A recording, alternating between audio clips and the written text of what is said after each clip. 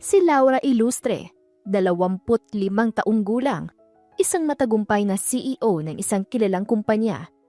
Dati siyang iniwan ng kanyang ex-fiancé, ngunit muling bumangon at nakamit ang tagumpay sa sariling pagsisikap. Ginamit niya ang sakit na nararamdaman para bumangon. Bumalik siya sa Pilipinas ng sikat at kilala sa industriya at muling nakita ang ex. At dahil doon ay binigyan niya ito ng lesson. Gumanti siya kahit papaano, pero dahil sa kanyang kasintahan na si Marco ay narealize niya na hindi paghihiganti ang solusyon. Kaya naman binigyan niya ng pagkakataon ng kanyang ex. Inopera niya ito ng trabaho. At dahil doon ay mas lalong minahal si Laura at mas lalo siyang nagtagumpay sa buhay kasama ang lalaking minamahal niyang si Marco. Sa ilalim ng maaliwalas na umagang yun, sabay na lumabas ng bahay sina Laura at Hans. Magkaakbay at punong-puno ng saya sa mga mata. Kapwa sila may bagong pangarap at isa't isa habang magkasamang tinatahak ang landas tungo sa kinabukasan. Si Laura, suot ang kanyang simpleng puting blouse at beige na slacks. Tila may kakaibang glow sa muka. Hindi dahil sa sinag ng araw, kundi dahil na rin sa presensya ng lalaking kanyang pinakamamahal, ang kanyang fiancé na si Hans. Tahimik nilang tinatahak ang daan papunta sa sakayan, hanggang sa si Laura na mismo ang bumasag sa katahimikan.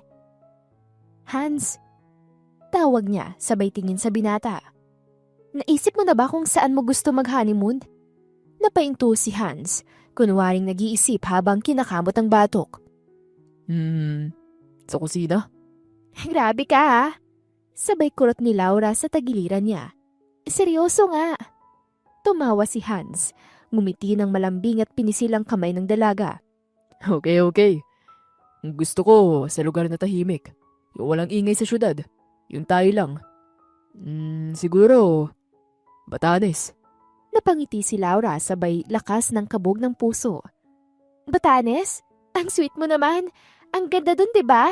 Tsaka ang romantic. Romantic ka dyan. Biro ni Hans sabay hagikik. Pero totoo, gusto ko lang makasama ka kahit saan. Kahit pa nga tambayan lang sa kanto eh. Basta ikaw ang kasama ko, okay na. Ang cheesy mo naman. Sabay tawa ni Laura pero hindi maitago ang kilig sa kanyang muka. Pero sige na nga. Ako rin naman eh. Kahit sa tapat ng sari-sari store. Basta ikaw, okay na ako. Napahinto silang muli at nagkatitigan. Hindi na nila alintana ang mga taong nagdaraan. Sa sandaling yun ay tila silang dalawa lang ang nasa mundo. Laura, Malumanay na sambit ni Hans. alam mo, araw-araw ako nagpapasalamat na ikaw ang kasama ko. Hindi lang sa mga plano at pangarap natin, kundi sa mismong buhay ko. Hindi mo lang alam kung gaano kita kamahal. Napalunok si Laura. Ramdam niya ang bigat at lambing ng mga salita nito. Alam mo Hans, minsan iniisip ko, deserve ko ba talagang lalaking gaya mo? Uy, Sabay tapik ni Hans sa noo ng nobya. walang gaganon-ganon. Ikaw ang dapat tanungin ko niyan, Laura. Ikaw ang dahilan kung bakit gusto ko magsikap. Sa tuwing napapagod ako, iniisip lang kita. Parang nabubula lahat ng pagod ko. Bulong ni Laura sabay yakap sa braso nito. Ang swerte ko talaga sa'yo. Ngumiti si Hans at inilagay ang palad sa pisngi ng nobya. Hindi mo na kailangan maging perpekto. Ikaw din, Laura. Hindi mo kailangan maging perpekto. Mahal kita kung sino ka. Kahit makulit ka minsan, kahit tuwing gabi, gusto mo laging yakap lang. Hoy! Namula si Laura sabay takik sa mukha niya. Secret lang natin yon. Tawanan silang dalawa habang naglalakad muli. Ang simpleng umaga ay napuno ng saya, harutan at mga pangakong mahirap man ay sabay nilang tatanganan. Maya-maya'y nagring ang phone ni Hans. Sinagot niya ito habang nakaakbay pa rin kay Laura. Opo ma, pupunta na po kami.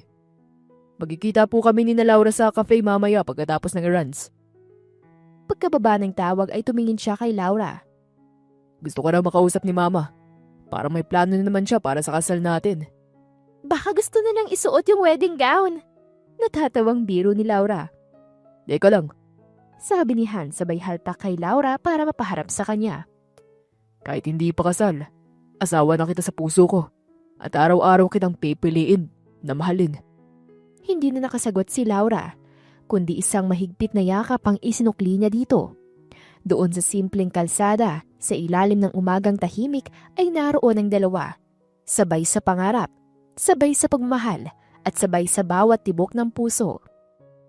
At sa gitna ng halakhakan, kilig at harutan, isa lang ang maliwanag. Ang pag-ibig ni na Hans at Laura ay hindi basta-basta.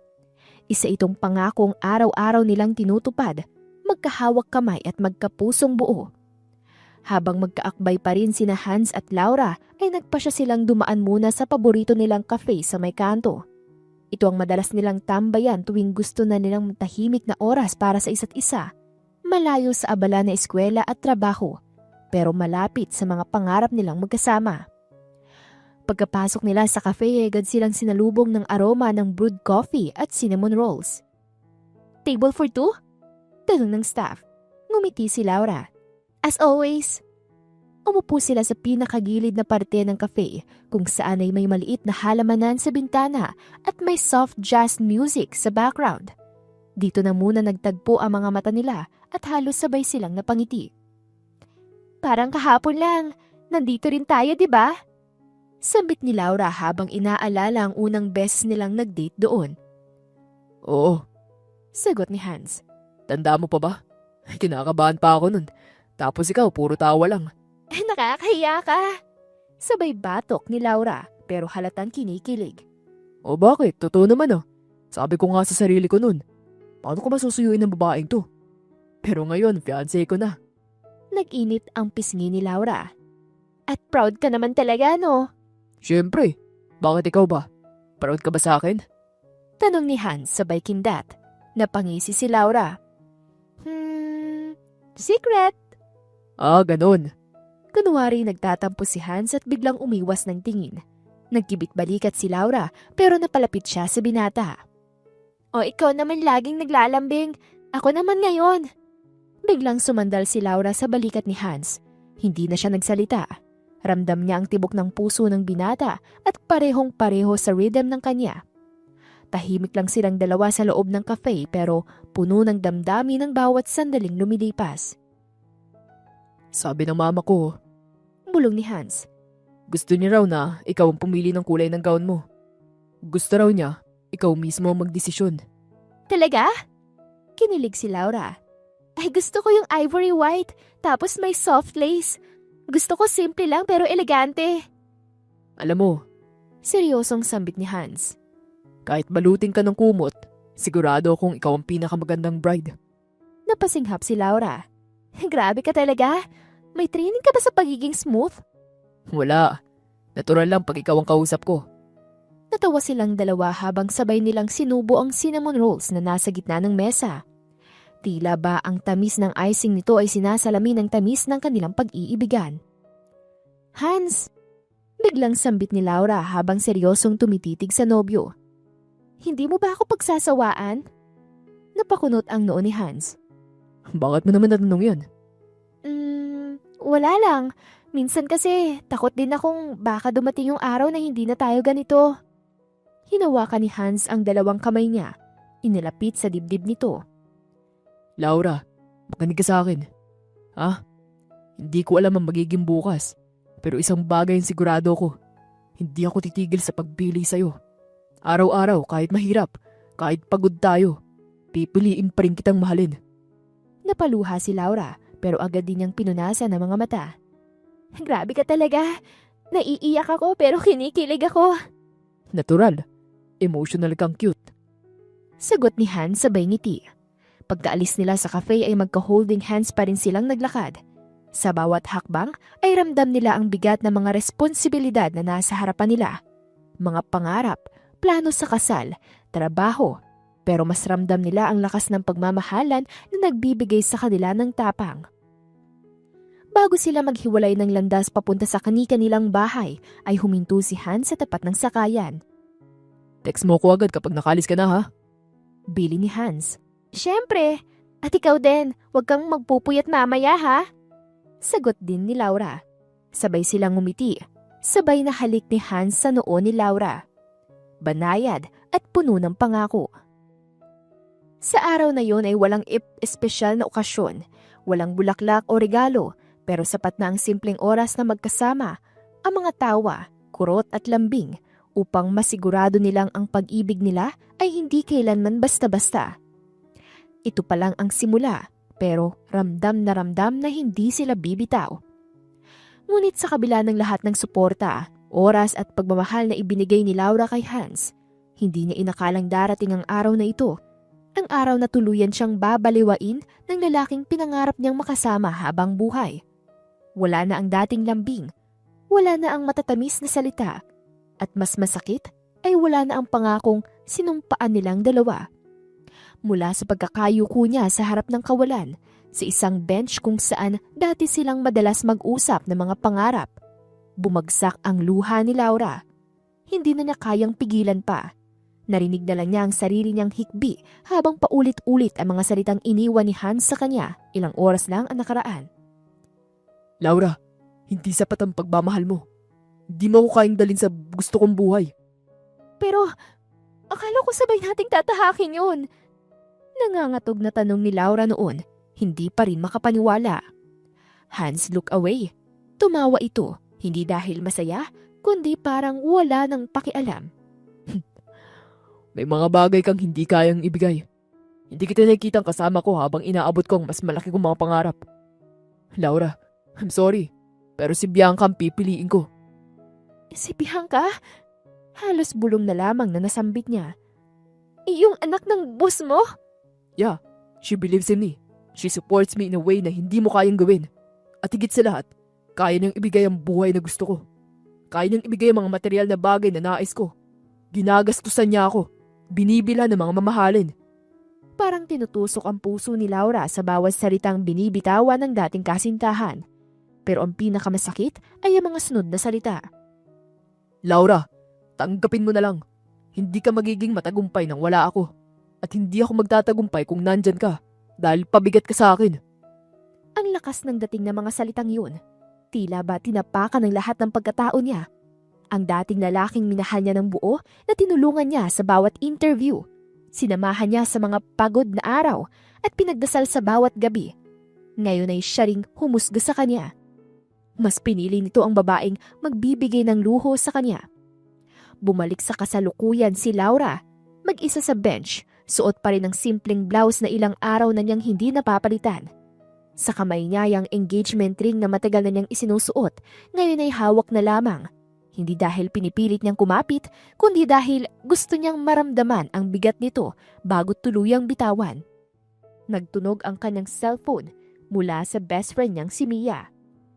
Laura, please, umuwi ka na. Di ka namin pababayaan. Napapikit si Laura. Ilang ulit niyang tinatanong sa sarili kung saan siya nagkulang. Kung bakit sa lahat ng tao ay siya pang iniwan. Pero sa gitna ng sakit ay unti-unti niyang na-realize. Hindi niya pagkukulang ang kataksilan ni Hans at higit sa lahat ay hindi nito pwedeng diktahan ang magiging kinabukasan niya. Pinunasan niya ang luha sa kanyang pisngi. Marahan pero may lakas sa bawat galaw. Tumayo siya mula sa bench at itinapon ang singsing sa fountain sa harap niya. At sa unang pagkakataon, matapos ang ilang linggo ay napangiti siya. Di dahil masaya siya, kundi dahil desidido siya na gumaling, magpatuloy at patunayan sa sarili na mali si Hans. Hindi dahil gusto niyang ipamuka ito sa lalaki, kundi dahil deserve niyang maging masaya at matagumpay kahit wala ang taong minsang minahal niya ng buo. Hindi ako mawawasak habang buhay, bulong ni Laura sa sarili. At hindi mo hawak ang kwento ng buhay ko. Muli niyang tiningnan ng langit. Walang singsing, walang Hans, pero may pag-asa. At sa kanyang puso ay may bagong simula. Lubos na nasaktan si Laura, hindi lang dahil sa pagtataksil ni Hans, kundi dahil sa pangahamak na ginawa nito sa kanya. Ang mga salitang, "Hindi ka magiging matagumpay nang wala ako" ay paulit-ulit na umukit sa kanyang isipan. Ngunit sa halip na magmukmok o ilugmok ang sarili sa pait, pinili niyang gamitin ang sakit bilang gasolina. Hindi niya alam kung tama ba ang desisyon, pero isang buwan matapos ang confrontation ay nakipagsapalaran siyang pumunta sa ibang bansa. Isang scholarship program sa Singapore na natanggap niya noon, ngunit hindi niya tinuloy dahil kay Hans. Paglapag pa lang niya sa Changi Airport ay dama na niya ang kaba. Wala siyang kilala roon, walang pamilya at wala ring kasiguraduhan. Pero may isang bagay lang siyang dala. Pangarap. Bahala na. Bulong niya sa sarili habang pinagmamasdan ng makabagong syudad sa labas ng salamin ng bus. Kahit masakit, kakayanin. 2 buwan ang lumipas. Si Laura ay nagtatrabaho bilang assistant sa isang maliit na tech company habang tinatapos ang kanyang business course. Maayos naman ang trabaho ngunit ramdam niya pa rin ang pressure ng buhay sa ibang bansa.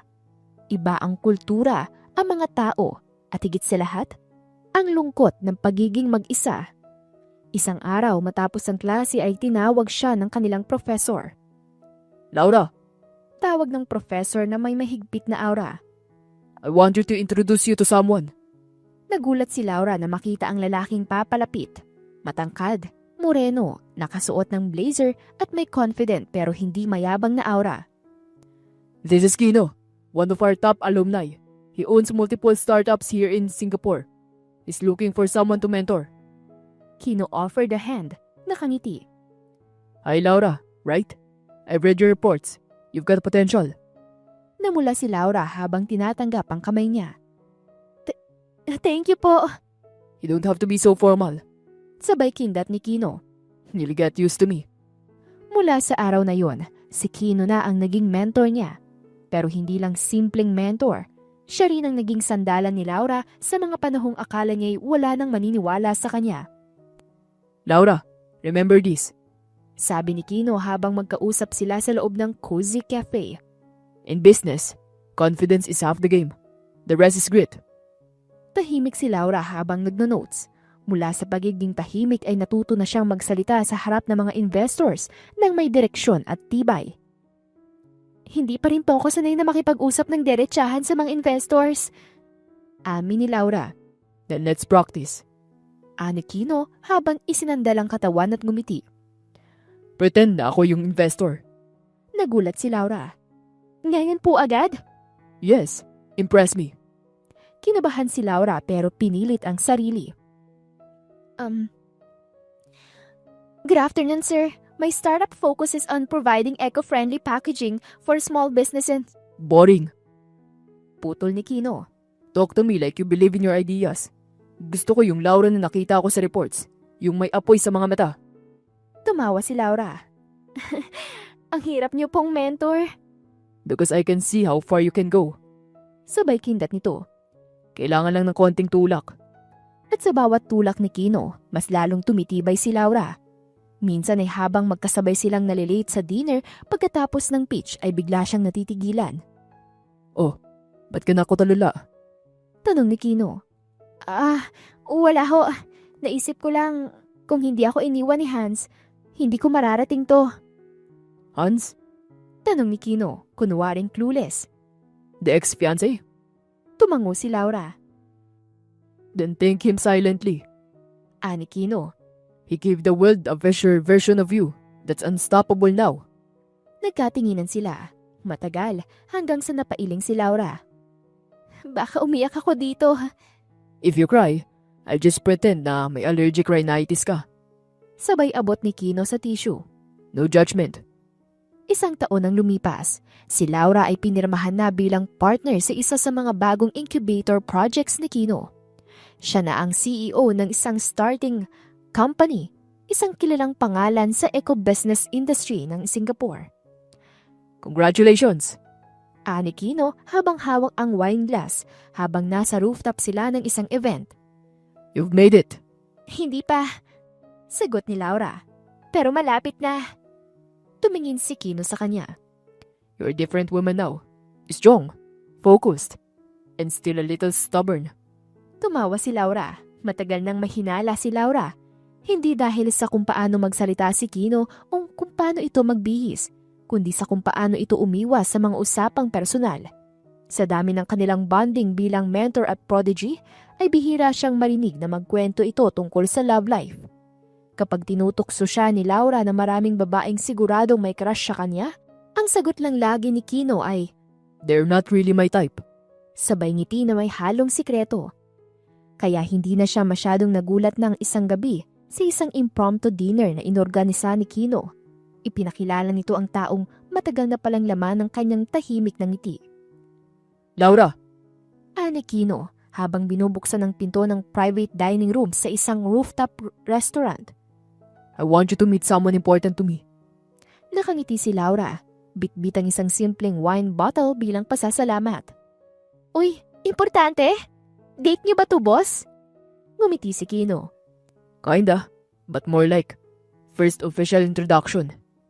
Sa gitna ng eleganteng mesa, nakaupo ang isang lalaking moreno, nakasuot ng light blue polo, naka-frame ang maamong mata sa mga salamin, at may ngiting agad na nagpaaliwala sa paligid.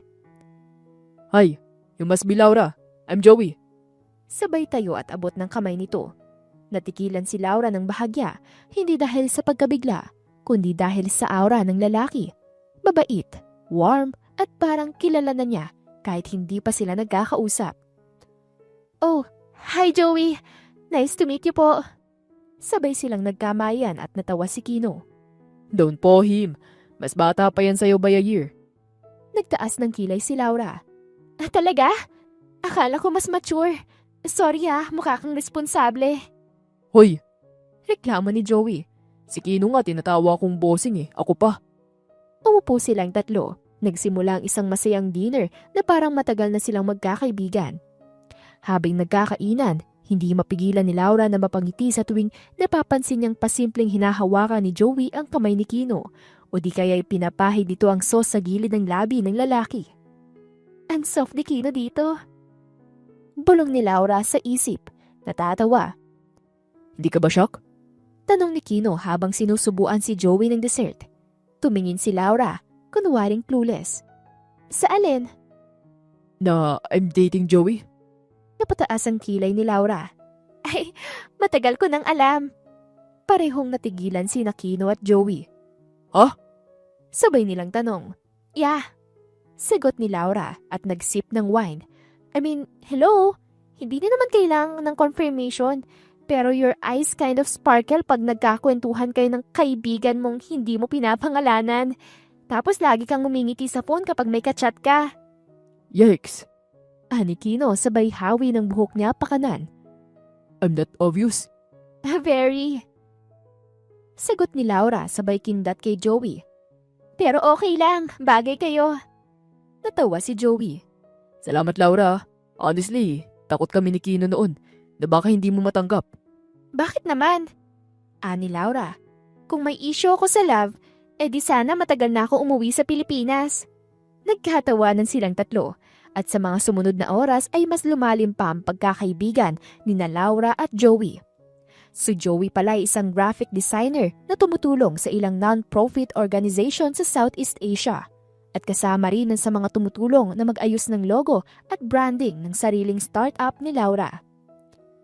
Pumasa ba ang logo ko sa standards mo, bossing Joey? Biro ni Laura. Actually, gusto ko nga idea mo. Simple pero may kurot. Sagot ni Joey. Just like you. Uy! Sabay-sabay nilang reaksyon. Ayaw mo nun? May karibal na ako. Biro ni Kino. Diyos! Ani Laura. Loyal ako sa mentor ko, no? Pagkatapos ng dinner, habang papunta sila sa parking lot ay lumapit si Kino kay Laura habang si Joey naman ay nasa unahan. Hey. Bulong ni Kino. Thank you Para saan? For just being cool about it. For staying. Of course. Sagot ni Laura, seryoso ang tingin. Kung saan masaya ka, doon ako masasaya. Tahimik si Kino sandali. Alam mo, I've mentored many before. Pero ikaw lang yung tinuring kong tunay na partner. Hindi lang sa business, kundi sa growth. Napatingin si Laura sa kanya at napangiti. Paano na tayo ngayon? May Joey ka na. Wala na akong partner in crime. Excuse me? Singit ni Joey mula sa unahan. I'm adopting you. May dalawa ka ng kapartner ngayon. Tumawa si Laura. Adopted na pala ako. Sige, sama na rin ako sa family trip. At doon, sa gabi ng mga tapat na pagtatanggap at walang halong selos, mas lalong lumalim ang pagkakaibigan ni Laura, Kino at Joey. Wala siyang sakit na naramdaman, hindi gaya ng sakit na iniwan ni Hans. Sa halip ay naramdaman niya ang isang bagay na mas bihira, kapayapaan. At sa unang pagkakataon, matapos ang matinding heartbreak ay tinanggap niya ng buong buo na minsan ay hindi kailangang ikaw ang mahalin ng taong inaasahan mong tutulong sa'yo para gumaling. Minsan ay sapat na yung mga taong darating para iparamdam sa iyong karapat-dapat kang mahalin kahit sa ibang paraan. Ilang taon ang lumipas, mula sa babaeng minsang nabigo, si Laura Ilustre ay isa na ngayong CEO ng Ilustre Global, isang multinational company na kilala sa tech innovation at social impact. Mas malaki, mas moderno at mas pinupuri kaysa sa kumpanyang pinagtatrabahuan ng dati niyang kasintahan. Pagkababa niya ng eroplano sa Pilipinas ay hindi lang ganda ang dala niya, kundi lakas, elegance at isang planong matagal nang inihahanda. Sa press conference ng kanyang pagbabalik, nakasuot siya ng white power suit, may emerald pin sa dibdib at nakasuot ng confident smile. Miss Ilustre, ano pong unang proyekto niyong isasagawa ngayon na nandito na ulit kayo sa bansa? Tanong ng isang reporter. Laura smirk. Let's just say, I'm here to clean house. Sa isang cafe sa BGC, nagkita silang muli. Nandoon si Hans, ang lalaking minsang minahal at sumira sa kanya. Nakaupo sa madilim na bahagi ng cafe, mukhang problemado at hindi na kasing confident ng dati. Nang pumasok si Laura ay napalingon agad ang lahat. Parang dumating ang reyna. Laura? Halos pabulong na sabi ni Hans. Hi stranger! Ani Laura at tumupo sa harap niya. Matagal na tayong hindi nagkita ah. Grabe ka na nga ngayon eh. CEO ka na. Grabe yung mga headlines. She crossed her legs, leaning slightly forward. Ikaw, still unemployed? Napayuko si Hans. Yeah, I've been trying to get in pero lahat parang may... Blacklist. Putol ni Laura, nakatilt pa ang ulo. Tumingin si Hans sa kanya at halatang nagulat. Ikaw ba? Let's just say I'm very protective of the industry. Ayoko na may toxic sa loob. Ani Laura, may malamig pero mapanuksong ngiti. Hindi mo kailangan gawin to. Actually, kailangan. Sagot ni Laura. Not for revenge. Para sa akin, para sa mga babaeng niloko, ginamit at iniwan. You see, Hans, I didn't break when you left. I built. Tahimik si Hans at hindi makatingin. Pero don't worry. Dagdag pa niya. I'm not here to ruin your life. Just to make sure you never ruin anyone else. That night, habang nagtotoast sa penthouse kasama sina Joey at Kino, napangiti si Laura habang hawak ang wine glass. Grabe yun. Ani Joey. Queen behavior. Legit. Honestly. Ani Kino. Wala na ako may tuturo sa'yo. Tinuruan mo ng sarili mo. Mas magaling ka pa nga ngayon eh. Napatingin si Laura sa dalawa. Lumambot ang mga mata. Alam nyo, kung wala kayo, baka hindi rin ako ganito ngayon. Uy! Sabay nilang sagot, sabay-sabay din silang nag-toast. Pero teka, Singit ni Joey. Kunwari seryoso. since CEO ka na, pwede ba ako maging capman? Tumawa si Laura. Sure, basta ikaw magluluto araw-araw. Deal! Nagkatinginan silang tatlo, mga dating strangers na ngayon naging pamilya. At sa pagbabalik ni Laura, hindi na siya yung babaeng naghahanap ng pag-ibig para maghilom. Siya na ang mismong gumaling, tumindig at nagmahal muli sa sarili, sa mga totoong kasama at sa bagong kinabukasang siya mismo ang bumuo. Samantala, sa kabilang banda, Pare, pasensya na ah. ani ng isang kaibigang CEO sa kabilang linya. May narinig kasi kami na issue. Baka maging liability ka sa kumpanya. Anong issue? Tanong ni Hans, desperado ang tono. Wala akong kasong kinakaharap. Wala akong record. Tahimik sa kabilang linya. Hindi lang kasi yan ang basihan ngayon pare. Reputation matters. And well, to be honest, may mga nagsabi na hindi raw magandang naging exit mo sa huling kumpanya. Hans clenched his jaw. Sino nagsasabi? I can't. Confidential yun. Pero kung ako sa'yo, magpahinga ka muna. Lay low. Lay low? Pag-uulit-ulit na tumambay sa isipan ni Hans ang salitang yun habang binaba niya ang telepono. Sa kabilang dako ng syudad, sa loob ng isang slick office na may amoy mamahaling kape at kontrata, Tumingin si Laura sa report na hawak ng kanyang PA. Ma'am, hindi raw po nakapagbayad ng renta si Mr. Hans. 2 months delayed na. And na-decline din po yung last job application niya sa Vanguard Corp. Good. Tugon ni Laura, malamig ang tono. Kailangan niyang matutong huwag apakan ng mga taong tinulungan siya noon. Sa isang maliit na apartment na amoy luma at alikabok, nakaupo si Hans sa sahig. Tanging instant noodles at malamig na tubig ang laman ng hapunan niya. Nakasandal siya sa pader, hawak ang lumang cellphone at tinitingnan ng dating larawan nila ni Laura. Masaya pa sila noon. Simple, walang perang nakasangkot, walang ambisyon na naging lason. Hindi din siya kinakausap ni Bianca. Putik. Bulong niya. Paano ko naabot to? Tumunog ang telepono, isang email notification. From Vanguard Corp, isang application result. We regret to inform you. Muntik na niyang ihagis ang cellphone pero imbis na magalit ay napailing na lang siya. Sanay na. Isang gabi ay lumabas siya para maghanap ng signal. Nakita niya ang dati niyang coworker sa isang convenience store. O Jans, ikaw ba yan? Tanong ng lalaki at halatang nagulat. Yeah bro, kamusta? Grabe, ang tagal mong nawala. Balita ko si Laura. Grabe na, CEO na ngayon ah. May article pa nga sa Forbes eh. Umiti si Hans, pilit. Oo nga eh. Nakaka-proud yun. Naayos niyo na ba? Hindi na siguro maayos yun. Sagot niya at halatang bigat na bigat. May balita ka ba kung may kinalaman siya sa pag-blacklist ako? Tahimik ang kausap niya at umiwas ang tingin. Wala akong sinasabi ah. Pero marami ang nagsasabi na she's protecting the industry. Ayaw daw niya ng toxic. Gets mo na siguro. Yeah. Sagot ni Hans at kahit masakit. Gets ko na. Sa kabilang banda, si Laura ay nasa isang boardroom. Nagpe-present ng bagong CSR initiative kasama si Joey at Kino. We launched the scholarship program for displaced youth in 3 provinces, focusing on digital literacy. Paliwanag ni Laura sa board members. Natapos ang meeting ng may masigabong palakpakan. Pagkatapos ay sa loob ng private lounge ay nagkatinginan silang tatlo. Alam mo, Ani Kino, kaya ka naming iniidolo hindi lang dahil sa success mo, kundi dahil sa mga choices mo. You could have destroyed him completely. Hindi ba yun ang ginawa ko? Tanong ni Laura at uminom ng kape. Joey shook his head. Hindi. Pwede mo siyang ipakulong, sirain publicly. Pero hindi mo ginawa. You choose silence and precision. Para siyang natutuyong halaman. Dagdag pa ni Kino. Walang gupit, walang sunog, pero untu-intong namamatay. Napangiti si Laura. I don't want to destroy him. I want him to learn.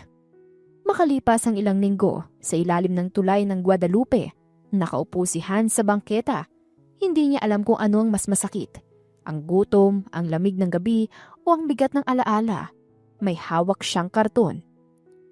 We'll work for food. May dumaan na sasakyan, isang black luxury SUV. Bumaba ang tinted window. Nagulat siya na makita si Laura sa loob. Elegante, poised, at may tingin na hindi na galit, kundi awa. Tinitigan niya ito. Gusto mo ba akong saktan pa, Laura? Tahimik si Laura. Tumigil lang siya saglit tapos ay ngumiti ng marahan. Hindi, Hans. Gusto ko lang maramdaman mong mali ang ginawa mo. At sana, pag binigyan ka ng pagkakataon muli, hindi mo nasasayangin. Laura. Anyway, bakit ka nandito sa bangketa? Akala ko ba mayaman si Bianca? Pinapabayaan ka rin ba niya? Hindi ka inaalagaan? Tanong ni Laura. Napayuko si Hans at bumalik sa alaala niya ang pagsasama nila ni Laura noon. Sobrang maalaga ito sa kanya. Nagsawa na ba si Bianca sa'yo? Dahil wala na din siyang mahutot na pera galing sa'yo? Damn, naggagamitan lang kayo eh. And now, pinabayaan ka na parang aso? Deserve, Hans. Bago pa siya makasagot ay umandar na ang sasakyan. Naiwan siyang tulala. Nilamon ng lamig at liwanag ng ilaw sa ilalim ng tulay. Isang hapon sa isang high-end cafe sa BGC. Tahimik na nagkakabi si Laura habang binabasa ang report ng bagong business project niya. Suot niyang emerald green dress na bumabagay sa kanyang fierce aura. May suot siyang designer shades at pulidong ayos ng buhok. Wala siyang pakialam sa paligid hanggang sa may pamilyar na boses ang pumutol sa katahimikan. Tingnan mo nga naman, ang babaeng akala mo kung sino malinis. Dahan-dahang itinaas ni Laura ang kanyang ulo. Sa harap niya ngayon ay nakatayo si Bianca, naka-miniskirt, halatang galit at punong-puno ng yabang sa muka. Laura, ngiting asar ni Bianca. Ikaw pala yung dahilan kung bakit nagmumukhang basura si Hans ngayon. Ano to? Ganti mo? Ang cheap ha? Walang emosyon si Laura. Tinitigan lang niya si Bianca mula ulo hanggang paa. Inilapag niya ang tasa ng kape sa kadahan-dahang hinubad ang sunglasses niya. Cheap? Marahang ulit ni Laura. Ang boses ay malamig na parang yelo. Bianca, honey, ikaw ang poster girl ng cheap. Don't project. Napaatras ng bahagya si Bianca pero agad ding bumalik ang tapang niya. Don't act like you're better than me. Oo, iniwan ka ni Hans para sa akin kasi ako yung mas exciting, mas totoo, mas wild. Ikaw? Boring. Kaya ka nga niya iniwan eh. Tumawa si Laura, hindi malakas pero matalim. Nakakainsulto. Iniwan ako? Kumunot ang kilay niya. Girl, hindi mo ba napapansin? Iniwan din kita nang walang ginagawa. Tumingin ka sa paligid. Sino ba sa ating dalawang iniwan nang walang-wala ngayon? Oo nga pala. Ikaw lang naman ang tinira niya nung mayaman pa siya. Pero nung wala na siyang pera, iniwan mo rin. Tumapang lalo si Bianca. Totoo, iniwan ko kasi hindi ko kailangan magdusa para sa lalaking hindi na worth it. But at least I was real. Ikaw, pa-prim and proper kuno. Pero punong-puno ng galit at pride. Muling ngumiti si Laura pero may apoy na sa mga mata niya. You call that thing as being real? Sweetheart, ang totoo niyan, ginamit mo lang siya para sa lifestyle na hindi mo naman kaya. At nung hindi na siya magamit, iniwan mo. At least ako, minahal ko siya kahit wala pa siya. Ang tanong, minahal mo ba talaga siya? O minahal mo lang ang pera niya? Hindi nakaimik si Bianca. Napatingin sa pagaligid at tila natauhan. Pero mabilis nang binawi ang reaksyon. Basta, huwag ka magmalinis. Dahil kahit anong gawin mo, mas masaya pa rin si Hans sa akin noon kesa sa'yo. Masaya? Tumikim si Laura sabay hawak sa tasa ng kape. Kung masaya siya, bakit gabi-gabi siyang naglalakad sa ilalim ng tulay? Gutom at marungis. At bakit kahit ganyan siya ngayon, panghalan ko pa rin ang binabanggit niya? Tahimik si Bianca, napakamot sa batok at napangisi pero halatang nabiti ng hininga. Laura stood up. Itinayo ang sarili ng mas tuwid.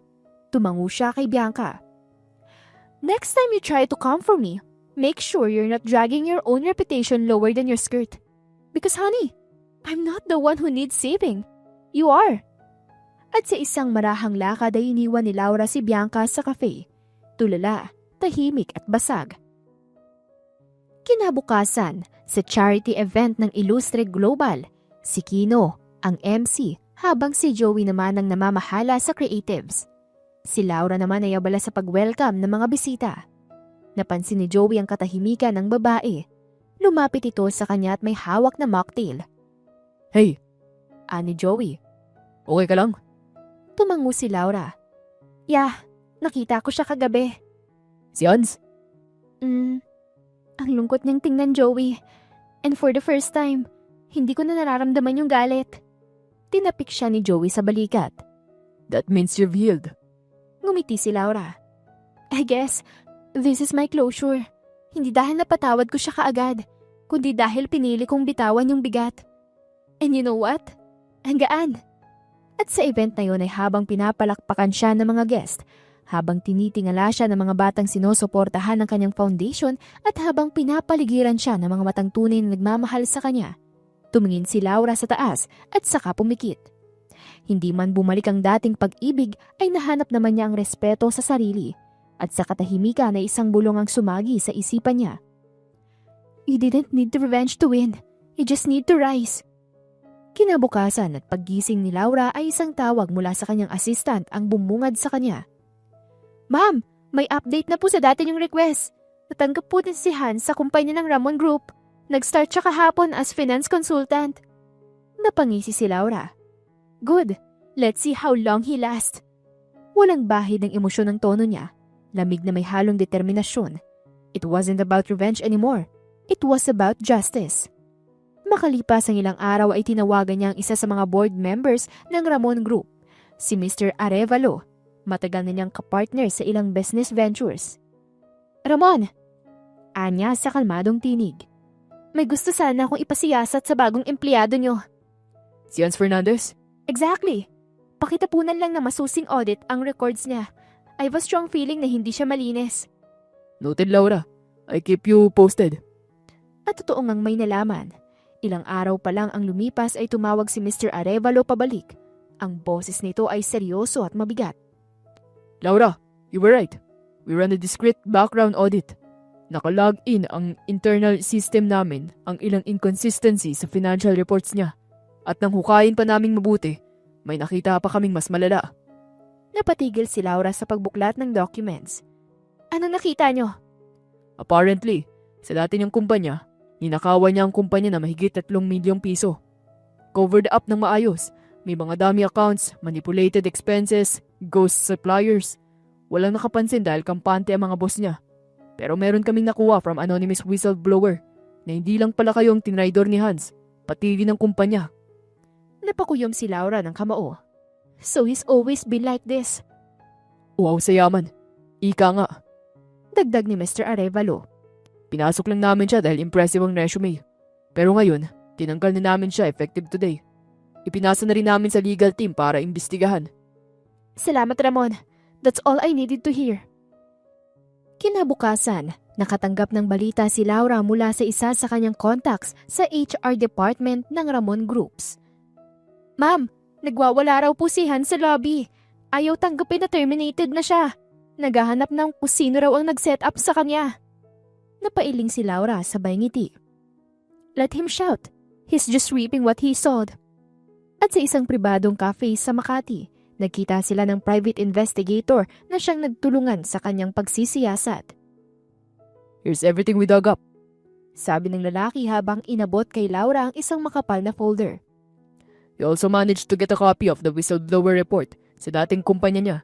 May isang dating accounting staff na matagal nang naghihintay ng hustisya. Tinanggal raw kasi siya para pagtakpan ng pagkakamali ni Hans. Binuklat ni Laura ang folder. Nandun ang resibo ng mga ghost transaction, bank transfers to dummy account, at pati ang email threads kung saan makikitang si Hans mismo ang nag-utos ng mga illegal na transaksyon. Akalain mong ang taong nagsabi sa aking mababa ang pangarap ay isa palang magnanakaw. Mahina niyang bulong, may ngising puno ng paghihinakit. Bakit niya po gustong hukayin ng lahat ng tumam? Tanong ng investigador. Tumitig si Laura sa malayo. Dahil gusto kong ipakita sa sarili ko na hindi ako iniwan dahil kulang ako. Iniwan niya ako dahil hindi ko siya kayang sabayan sa kasinungalingan at kasakiman niya. Sa kabilang banda, si Hans ay walang mapuntahan. Tinawagan niya ang isa sa kanyang mga dating kaibigan sa industriya. Nagbabaka sakaling may mapapasukan siya. Pare, baka may opening kayo dyan. Kailangan ko ng trabaho kahit anong pwesto. Tahimik sa linya, maya-maya'y nagsalita ang kausap. Sorry Hans, inabisuhan kami ni Miss Laura na huwag kang tanggapin. Alam mo naman ang impluensya niya dito. Napalunok si Hans. Anong ibig mong sabihin? May report na rin kaming natanggap galing sa Ramon Group. Sinabi nila may internal fraud case ka daw. Ayaw naming malagay sa alanganin bro. Sorry. Napamura siya at napalakas ang suntok sa mesa. Laura. Halos hindi na siya makakain ng maayos. Ang dating lalaking laging nasa spotlight ng mga business events, ngayon ay naglalakad na lamang sa kalsada. Walang direksyon, walang balikat na matatakbuhan. Pati ang babaeng ipinagpalit niya kay Laura noon ay iniwan din siya nang malamang wala na siyang maibubuga. Samantalang habang nasa isang charity gala, napalingon si Laura sa screen kung saan ipinapakita ang isang featured ng Ramon Group at ng bagong partnership nila sa kanyang kumpanya. Congratulations, Miss Laura! Bati ng isa sa mga bisita. Bilib talaga ako sa tibay ng loob mo. Nakarating sa akin ang ginawa mong pag-trace ng mga scam cases. You've saved a lot of companies from hiring the wrong people. I'm just doing my part. Sagot ni Laura, kalmado ang tinig. No one gets help to step upon people and walk away freely. Not anymore. Lumapit si Kino at Joey at parehong nakangiti. Hindi ko alam kung dapat ako matakot sa'yo, humanga eh. Biro ni Kino. Both. Singit ni Joey sabay tawa. Umiling si Laura ngunit hindi nawala ang mapait ngunit maipagmamalaking ngiti sa labi niya. Sa wakas, may hustisya na rin para sa sarili ko. At hindi ko to nakuha sa paghihiganti lang, kundi sa paninindigang alam kong tama. At doon, sa isang gabi ng liwanag at bagong pag-asa, natapos na ang yugto ng isang madilim na kabanata sa buhay ni Laura. Hindi para ipahiya ang nakaraan, kundi para patunayan sa sarili niyang hindi siya kailanman naging kulang. Si Hans, isang aninong nilamon ng sarili niyang kasakiman. At si Laura naman ay isang babaeng muling bumangon, mas matatag, mas matalino, at higit sa lahat ay mas mapagpatawad sa sarili. Sa isang maliit na condo unit sa may Pasay ay malamig ang simoy ng hangin, pero mas malamig ang titig ni Bianca kay Hans. Wala ka ng pera, Hans. Wala ka ng trabaho. Anong plano mo ngayon? Tanong ni Bianca habang nakapamewang. Ang boses ay punong-puno ng inis. Bianca, kailangan ko lang ng konting panahon. Magkakaroon din ako ng bagong offer. Hindi pwedeng ganito na lang. Sagot ni Hans, nagkakalkal ng email sa laptop na wala namang reply kahit isa. Alam mo bang puro ka plano? Ilang buwan na tayong ganito. Akala ko ba, ikaw na yung lalaki na di ko na kailangang problemahin? Bakit parang ako na lang gumagalaw? Anang babae, nanginginig ang boses. Tumayo si Hans at sinubukang lapitan si Bianca. Please, huwag mo naman ganyan. Pagsubok lang to. Ibabalik ko ang lahat. Balik? Balik saan, Hans? Sumigaw na si Bianca. Balik sa pagiging lalaking umaasa sa babaeng mayaman? O balik sa pagiging magnanakaw? Kasi yun lang naman ang totoo, di ba? Ninakawan mo ang kumpanya mo. Kaya ka natanggal. Kaya ka pinagsarahan ng lahat ng pintuan. Napalunok si Hans. Alam mong hindi yun totoo. Alam ko! Sabat ni Bianca. O baka naman dapat tinanong natin si Laura? Kasi siya lang naman ang may sapat na power para ipabagsak ka sa ganitong level. Hindi nakasagot si Hans. Nanatili siyang tahimik at doon na sumabog ang huling linya ni Bianca. Alam mo, Hans? Kung alam ko lang na ganito kakahina, sana di na kita pinatulan. Akala ko power couple tayo. Yung pala, power trip lang ang lahat. I'm done! At sa isang iglap ay iniwan siya ni Bianca, dala ang bag at mga gamit at hindi na lumingon pa. 2 linggo ang lumipas. Ang ballroom ng isang high-profile charity event ay punong-puno ng mga kilalang pangalan sa industriya. May mga flashing lights, mga taong nakagawn at tuxedo at mamahaling champagne sa bawat table. Dumating si Laura na nakasuot ng emerald green evening gown. Elegante, graceful at confident. Lahat ng mata ay napapalingon sa kanya. Kasama niya si Joey at si Kino na parehong proud sa transformation ni Laura. Naging mukha siya ng resilience. Mula sa niloko, ngayon ay kinikilalang CEO ng isang multinational company. Laura, picture po tayo! Bati ng isa sa mga guest. Of course! Anya at minitian ng kamera at walang bakas ng sakit sa kanyang mga mata, kundi ang pawang dignidad. Ngunit ang saya ng gabi ay panandali ang nahinto nang pumasok sa event ang isang lalaking mukhang napadpad lang sa maling lugar. Desente pa rin ang damit pero baka sa itsura ang desperasyon. Si Hans. Lumapit siya sa isang waiter at nakiusap ng tubig. Habang nililingon siya ng mga tao ay may pabulong na nagsimula sa audience. Hindi ba yan si Hans Fernandez? Teka, di ba natanggal yan dahil sa fraud? Ninakawan raw ang kumpanya, tapos iniwan pa ng girlfriend. Narinig ni Laura ang mga bulungan pero nanatili siyang kalmado. Naramdaman niyang papalapit si Hans. Huminga siya ng malalim. Laura. Mahinang tawag nito. Can we talk? Napalingon si Laura at sinipat siya mula ulo hanggang paa. Wow! Matapang ka pa ring humarap. Please, hindi ako nandito para manggulo. Gusto ko lang humingi ng tawad. Alam kong huli na ang lahat pero gusto mong malinis ulit ang pangalan mo. Putol ni Laura, malamig ang tono. Gusto mong ako ang magbigay ng second chance? Napalunok si Hans. Hindi ko naman inaasahan yun. Gusto ko lang na malaman mo na nagsisisi ako. Nagsisisi ka dahil wala ka nang mapuntahan. Hindi dahil sa ginawa mo sa akin. Mariing sagot ni Laura. Bianca left me. Mahina niyang sabi. Lahat iniwan ako. Mga kaibigan, koneksyon, trabaho. Tumango si Laura at saglit na natahimik. Alam mo kung anong irony, Hans?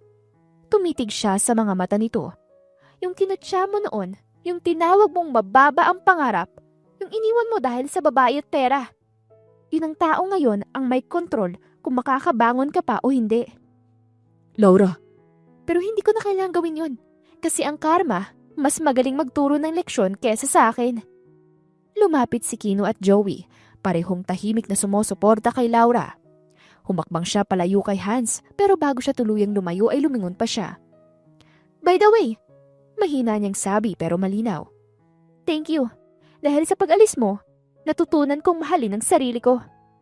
At sa pag-ikot ni Laura palayo, iniwan niya si Hans sa gitna ng ballroom, nakatingin sa kanyang likod habang unti-unting napapalibutan ng mga matang ng taong minsang hinangaan siya. Pero ngayon ay wala ng respeto, wala na siyang halaga. Hindi lang sa kanyang karera nagtagumpay si Laura kundi pati sa kanyang personal na buhay. Sa wakas ay naramdaman na rin niya ang katahimikan na matagal niyang hinahangad. Ang dating babaeng wasak at iniwan sa ere, ngayon isa ng matagumpay na negosyante, hinahangaan at ginagalang sa mundo ng fashion at business. Kasalukuyan siyang nasa isang private villa sa Tagaytay kasama ang kanyang mapapangasawa na si Marco. Sa malamig na simoy ng hangin at tanawing puno ng mga ulap, magkahawak kamay silang nakaupo sa balcony habang iniinom ang kanilang mainit na kape. ano naman yung iniisip mo? Tanong ni Marco sabay silip sa mukha ng dalaga na tila malayo ang tingin. Napangiti si Laura, ngunit hindi yun abot hanggang mata. Wala naman. Iniisip ko lang kung bakit parang hindi ako masyadong masaya. Kahit pa alam kong nakamit ko na ang lahat. Karera, respeto, pagmamahal at paghihiganti. Hinawakan ni Marco ang kamay niya, marahan at puno ng pag-aalala. Tungkol ba to kay Hans? Tumango si Laura ng mabagal. Akala ko noon, kapag bumagsak siya, kapag mawalan siya ng trabaho, ng koneksyon, ng pera, matutuwa ako. Pero hindi. Wala akong naramdamang ginhawa. Wala rin akong naramdamang saya. Laura, Bulong ni Marco habang inaayos ang hibla ng buhok ng dalaga. maybe because deep down, you've already moved on. Hindi na siya nagpapagalaw ng mundo mo. Napatingin si Laura sa kanyang fiancé. Pero pinilit kong kontrolin ang mundo niya. Ginamit kong koneksyon ko para isara ang lahat ng pinto para sa kanya. Para hindi na siya muling makabangon. Ginawa mo yun noon, nung nasasaktan ka pa. Sagot ni Marco. Pero ngayong nandito ka na, kasama ako. Kasama ang mga taong nagmamahal sa'yo. Hindi mo na kailangan yun. Pero hindi pa rin ba mali? Tanong niya, halos pabulong. Na kahit wala akong naramdaman, may ginawa pa rin ako masama. Tahimik si Marco saglit. Huminga siya ng malalim bago sumagot. Mali, kung wala kang natutunan. Pero kung natutunan mong patawarin ang sarili mo at harapin ang kinabukasan, then maybe it's part of your journey. Tumulo ang luha sa mga mata ni Laura. Hindi niya ito napigilan. You always know what to say. Nagmamahal lang ako sa'yo. Bulong ni Marco sabay halik sa noo ng dalaga. At gusto kong malaman mo na kahit anong madilim na parte ang nakaraan mo, hindi yun makakapagpigil sa kinang mo ngayon. Napangiti si Laura. Sa wakas, mula sa puso ay umakap siya kay Marco at sa unang pagkakataon hindi siya nag-isip ng nakaraan. Hindi si Hans, hindi ang panluloko, hindi ang galit. Alam mo ba?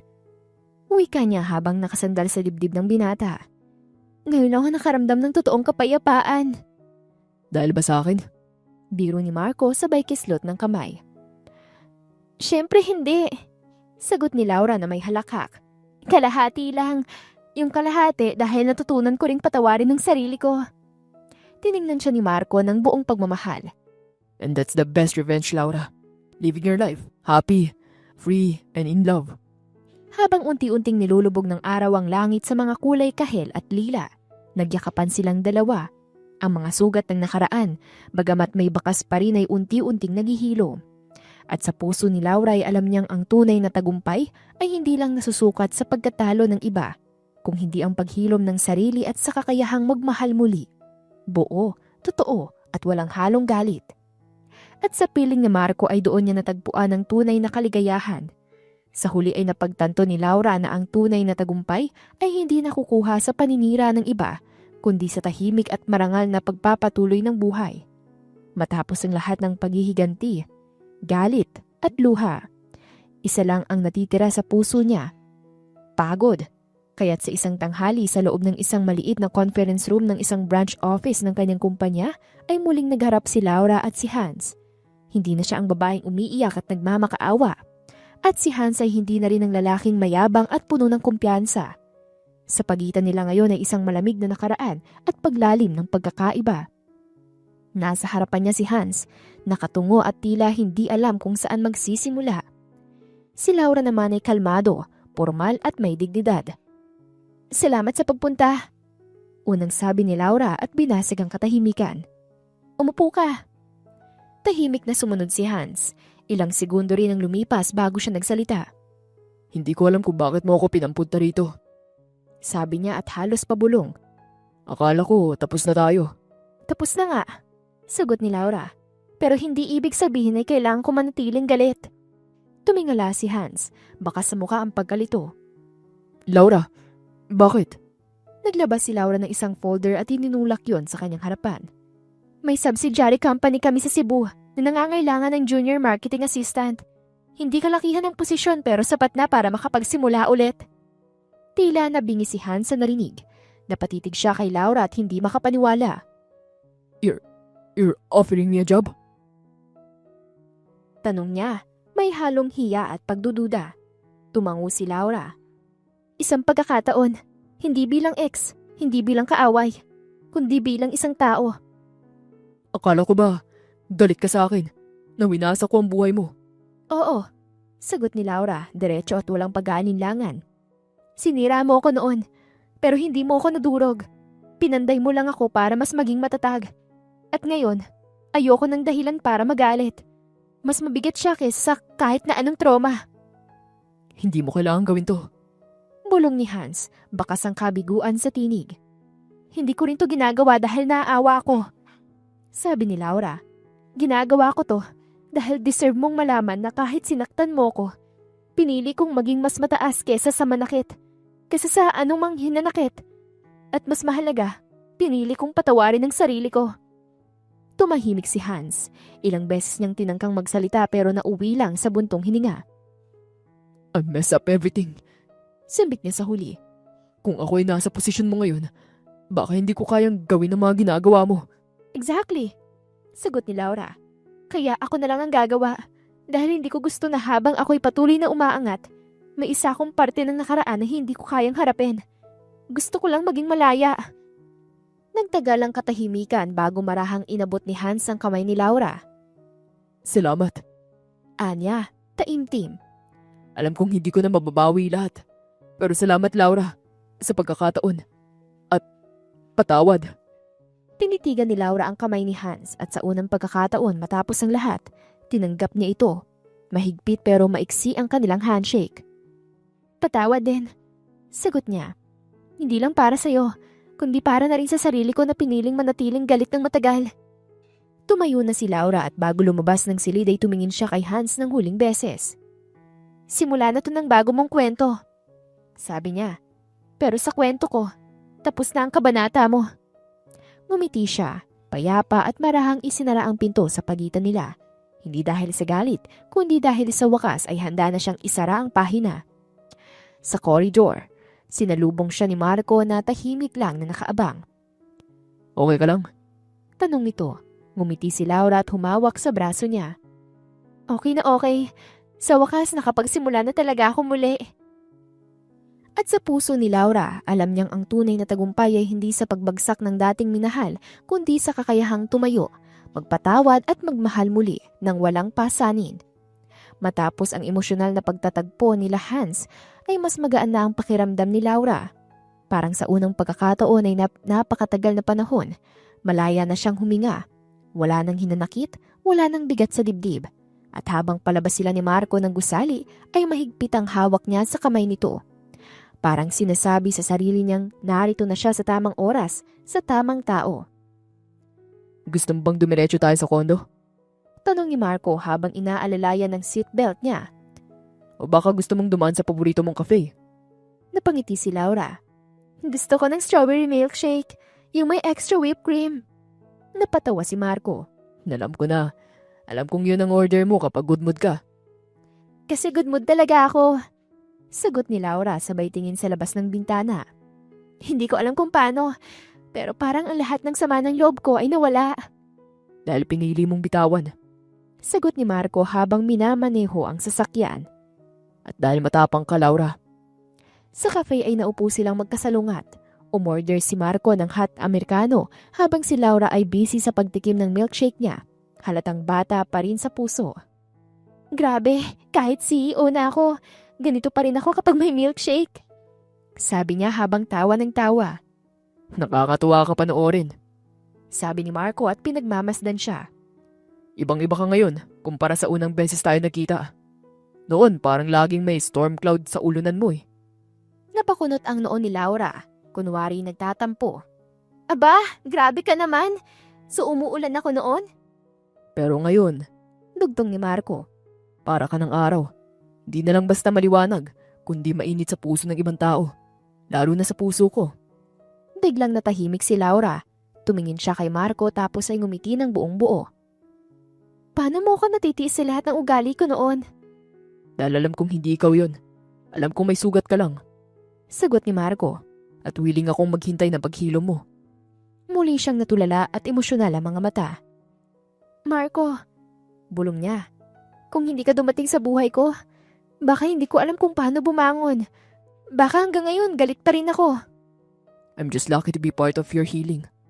Sabi niya habang inaabot ang kamay ng dalaga. Pero ang totoong bida sa kwento mo, ikaw pa rin.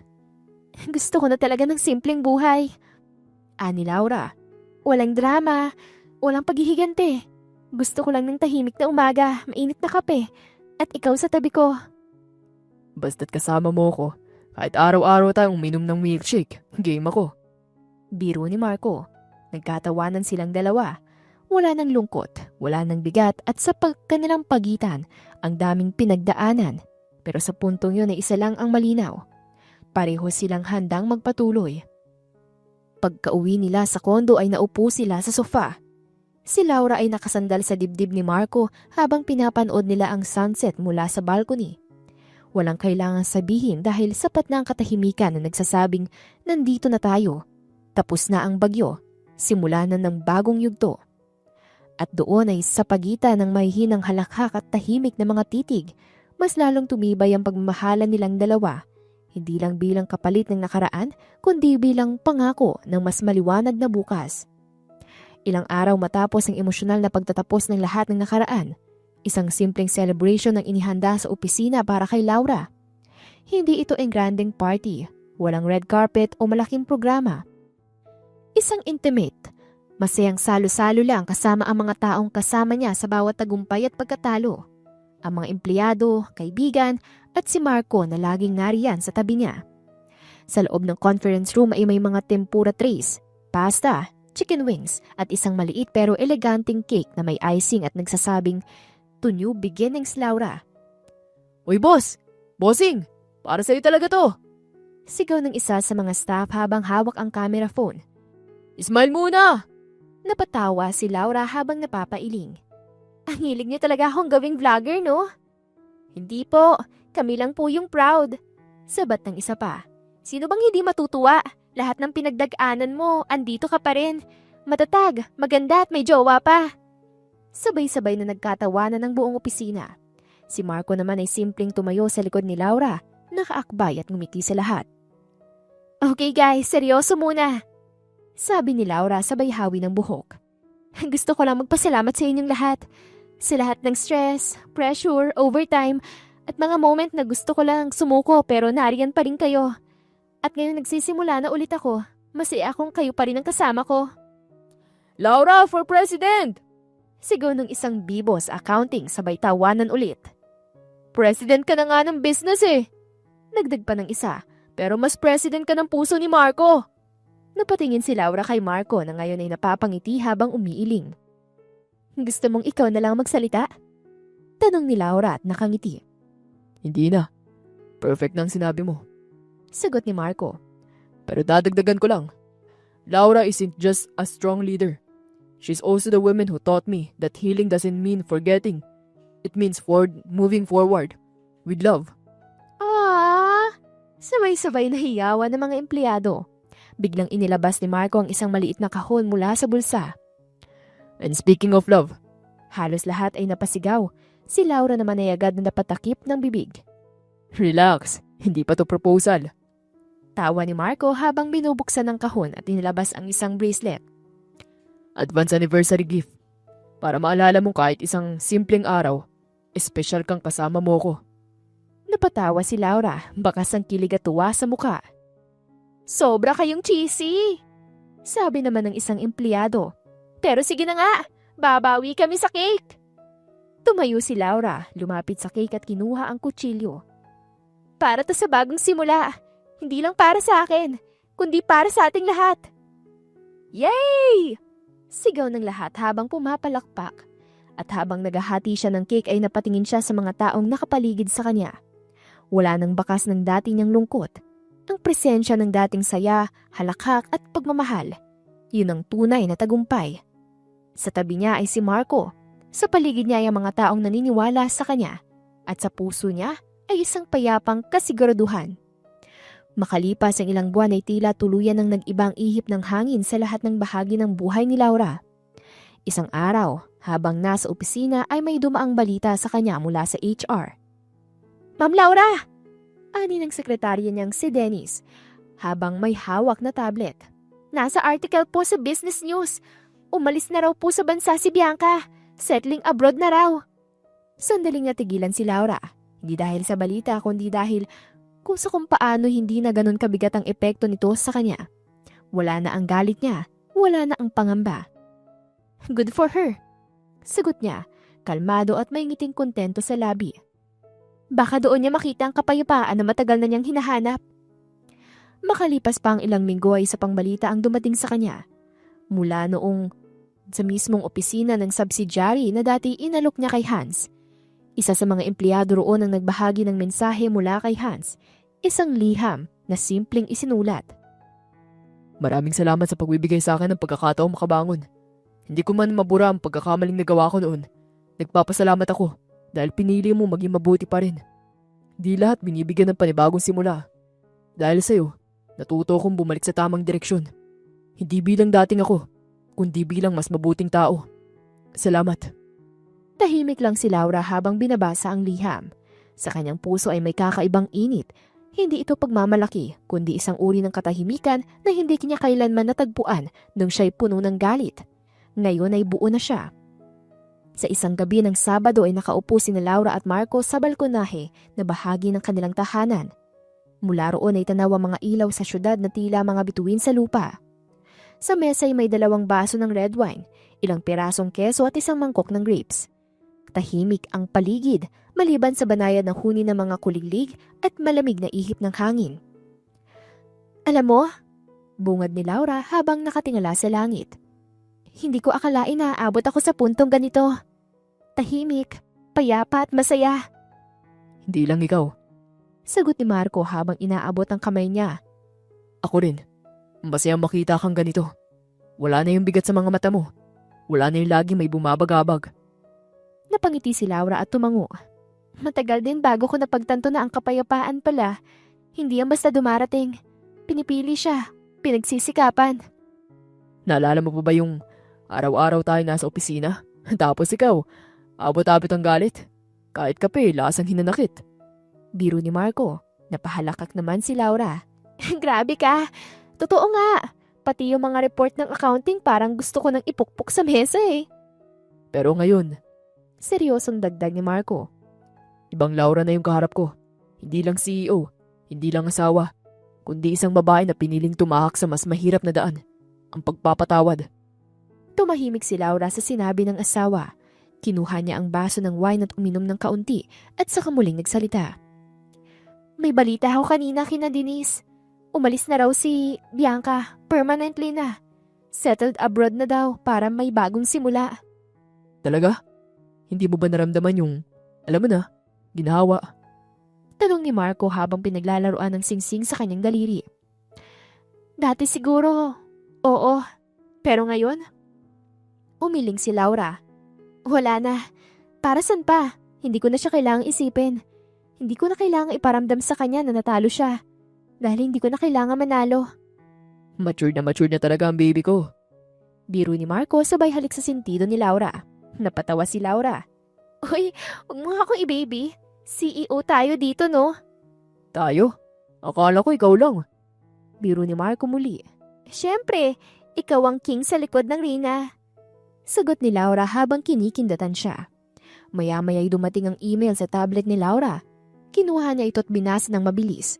Napansin ni Marco ang pagbabago ng ekspresyon sa mukha ng asawa. Something wrong? Tanong nito. Umiling si Laura at ngumiti. Galing kay Hans. Letter of gratitude. Gusto raw niya akong pasalamatan sa pagkakataon na ibinigay ko. Wow! Sabay kibit balikat ni Marco. Did you expect that? Honestly? Tanong ni Laura sabay buntong hininga. No, pero nakakagaan din pala ng pakiramdam. Hindi dahil gusto ko marinig yung sorry niya, kundi dahil masarap marinig na kahit papaano, may napagbago ang buhay sa ginawa kong desisyon. Akala ng iba, ang pagbibigay ng second chance ay kahinaan. Pero ikaw, ginamit mo yun para ipakita na may mas mataas pa sa paghihiganti. Ang kabutihan. Hindi rin madali ha? Sagot ni Laura. May araw talaga noon na gusto ko siyang ibagsak. Gusto ko siyang mawalan ng lahat ng meron siya. At anong nagbago? Tanong ni Marco habang pinapanood siyang uminom ng wine. Na-realize ko na kahit wala na siya, o kahit mawala siya, kahit mabigo siya, kung ako mismo ay puno pa rin ng galit, talo pa rin ako. Kaya binitawan ko. Mas pinili kong tigilan. Proud ako sa'yo. Ani Marco, mahigpit ang pagkakahawak sa kamay ni Laura. Alam mo bang inspirasyon ka? Hindi lang sa mga staff, kundi pati sa akin. Seryoso yan ha? Dagdag niya. Ikaw ang babae na pinapangarap kong makasama. Hindi dahil sa ganda o talino mo. Well, bonus na yun. Sabay kindat. Kundi dahil ikaw ang taong kahit masaktan, marunong pa rin magmahal ng totoo. Grabe ka naman. Sagot ni Laura. Kinikilig pero sinusubukang itago. Ikaw din. Hindi ka lang naging mabuting kasintahan. Naging anchor ko sa lahat ng ito. Nagtagpo ang kanilang mga mata. Walang sinabing kahit na to. Ngunit sapat na ang tinginan para maramdaman ang lalim ng koneksyon. Ngayon, dagdag ni Laura habang sinasandalan ng kanyang ulo sa balikat ni Marco. Namumuhay na ako na hindi para sa paghihigante, kundi para sa sarili kong kasiyahan, para sa kapayapaang matagal kong hinanap. Mission accomplished? Tanong ni Marco. Hindi, sagot ni Laura, dahil ang totoong mission ko ay ang tumanda ng kasama ka. Araw-araw na may kapayapaan at pagmamahal. At sa ilalim ng bituin, sa gitna ng katahimikan ay sabay silang ngumiti. Dahil sa wakas ay nahanap na nila ang tunay na tagumpay. Isang gabi ng Disyembre, malamig ang simoy ng hangin sa Tagaytay. Niyaya ni Marco si Laura sa isang private garden overlooking the lake, kung saan ay may mga hanging lights, bulaklak na putit ginto, at isang grand piano sa gilid ng gazebo. Hindi ito ang granding party. Walang maraming tao pero ramdam ang intensyon sa bawat detalye. Tahimik. Marco, tawag ni Laura habang pinagmamasdan ng lugar. Ano to? Just something small. Sagot ni Marco na nakangiti. Gusto ko nang ipaalala sa'yo kung gaano ka kahalaga. Tinugtog ng pianist ang paborito nilang kanta. Dahan-dahang hinila ni Marco si Laura palapit sa gitna habang ang buwan ay buong buo sa langit. Alam mo Laura, Nagsimula siya habang magkahawak sila ng kamay. nakita kita sa pinaka nadurog mong estado. Hindi kita pinilit mahalin noon. Pero minahal kita. Kahit hindi ko pa alam kung may puwang pa ba ako sa puso mo. Napangiti si Laura pero may luha sa mga mata. Minahal kita nung galit ka. Nung tahimik ka. Nung takot kang muli kang masaktan. At araw-araw, pinapanalangin ko na sana mapagod ka sa pagbabalat kayo at hayaang mahalin ka ng totoo. Lumuhod si Marco, nanginginig ang boses at nangingilid ang luha. Hindi ko man mapapantayan ang lahat ng sakit na pinagdaanan mo. Pero kung papayagan mo ko, Laura, gusto kong ako maging dahilan kung bakit ka tatawa araw-araw. Ako maging kasama mo sa bawat tahimik na gabi at bawat tagumpay mo. Hindi ko kailangan ng perpektong relasyon. Gusto ko lang ng totoo. Ikaw, Dahan-dahan niyang inilabas ang singsing mula sa bulsa. Simple, silver band, may maliit na ukit sa loob. Kapayapaan, pag-ibig, ikaw. Laura Isabel Ilustre. Will you marry me? Tahimik si Laura pero unti-unting tumulo ang luha niya. Hindi dahil sa takot kundi sa wakas ay pagpapalaya. Tumango siya. Yes, Marco. 1,000 times, yes! Tumayo si Marco at isinukbit ang singsing sa daliri niya. Niyakap siya ng mahigpit. Sa likod nila ay nagsindi ang fireworks pero para sa kanilang dalawa ay sapat na ang yakap na yon. Sapat na ang oo na matagal nilang pinagdasal. Sa wakas ay nahanap nila ang kanilang forever.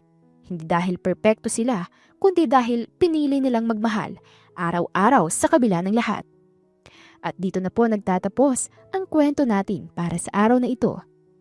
Maraming salamat po sa inyong patuloy na pagsubaybay at pakikinig sa Siren Radio. Sana po ay na-enjoy ninyo at natuwa kayo sa kwentong ibinahagi namin sa inyo. Muli, ako po si Miss Demi. Hanggang sa muli nating kwento. Maraming salamat!